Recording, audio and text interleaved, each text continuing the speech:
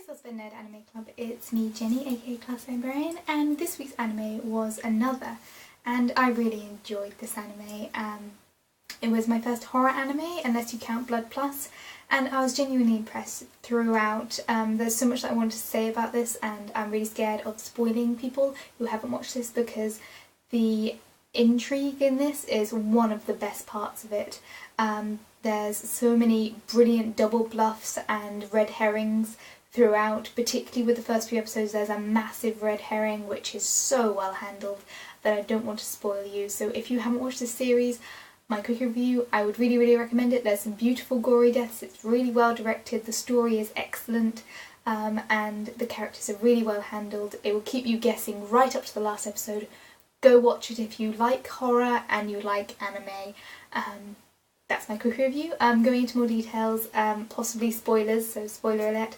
I just love the way that this is handled throughout. The gory effects are brilliant. There's a lot of things in anime that can be handled in a different way to, say, live action. First and foremost, if we're talking about gore, if you're in a live action film, it's either got to be animated or prosthetic or mimed. And so the fact that they can go to these very extreme, very violent places and really put these characters through very extreme things without having to add something over the top is really very effective, particularly the umbrella death and the knife death in the classroom. Those two are truly disturbing, excellent deaths because they're not having something extra put on top of them. All of the effects are part of the world, so they have this level of realism that perhaps live action films don't, in a really odd way. It's so well handled.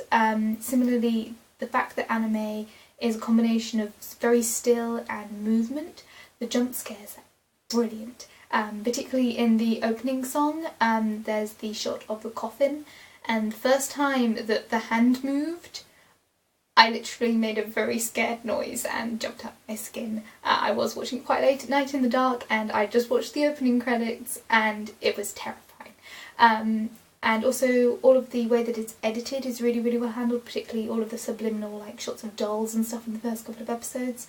It's so well done, so it really puts you on edge. The editing in general throughout this is really well done, particularly because the story jumps through time.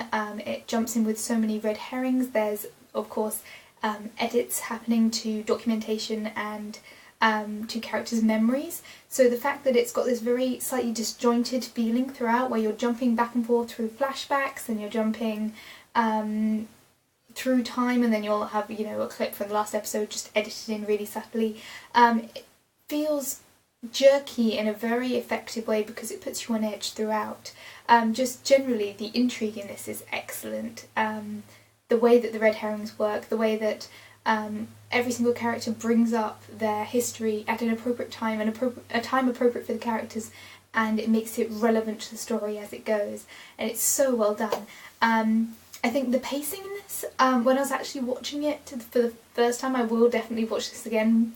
When I was watching for the first time, I did feel it was kind of effective and annoying at the same time, because the first couple of episodes you buy into the genre tropes, you buy into this ghost story, you 100%, at least I did, 100% believe that I'd worked it out. And I was like, just get on with it already, and it puts you in the position of the main character. It puts you into Koshi's, I don't know if that's right pronunciation, it puts you into his shoes where you're like, why don't you just tell me the truth already? I think I've worked it out, why don't you just tell me? And then it's a huge red herring, and it develops in such an interesting way that it's so effective, because even though I was frustrated when watching it, it really does put you in the right frame of mind, into the right character, and then the surprise is just brilliant. And I was really impressed with how that storyline developed. Just generally the way that it's paced and the way that it's edited is just so well done. The jump scares are some really excellent ones. The story is brilliant. I just really enjoyed the story. The fact that it does keep you guessing right to the end. I guessed who the dead person was, and then I changed my mind, and then I changed my mind again, and I kept changing my mind. Even in the last episode, I changed my mind about 4 times. And I in fact guessed the right person and then disqualified them again. And there's some things, again, that you can only really do in anime, particularly with who the final person is, the fact that they're living this double life. If you were to do a live action film of this, it would be very, very hard to get that concept across, because if they're living this double life, you would recognise them. You would immediately say, well, that's obviously the same actress. But because it's an anime, you can just have characters that look slightly similar, and it just feels, you can really buy into the concept that people wouldn't be able to make that connection. Just generally, I really love this. I love how it's edited out of time. So sometimes it has a flash forward or a flashback. You will have clips from the previous episodes edited in really effectively. So you get this feeling that time is disjointed, that things are being edited by whatever entity is going on.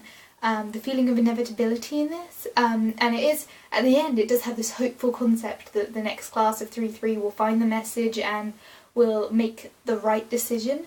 But the fact that it's very inevitable, there is boundaries constantly put up where you're like, oh, I think we found the answer, but no, you can't do that because of this and this, but you can't do that because of this and this. And yet, when you get to the end of the series, there isn't really that many hypocrisies, at least none that I can see. It does make sense. There isn't any real plot holes. Considering how complicated the plot is and how much time jumping it has, I was really impressed that it didn't kind of backtrack at all. And I just generally really enjoyed it. There's some really excellently creepy imagery throughout. As I said, the editing and the gore is really, really well done. The fact that this really is made for anime, and I honestly couldn't think it would be as well done if it was done live action. There's just so many things in this I really enjoyed. If you like horror or anime, 100% watch this. The music is creepy in the right places, the voice acting is pretty good in my opinion, the story is very solid, and the characters are very well done. So that's my review. I really did enjoy it. As I said, the first couple of episodes are really frustrating because you think you've guessed it.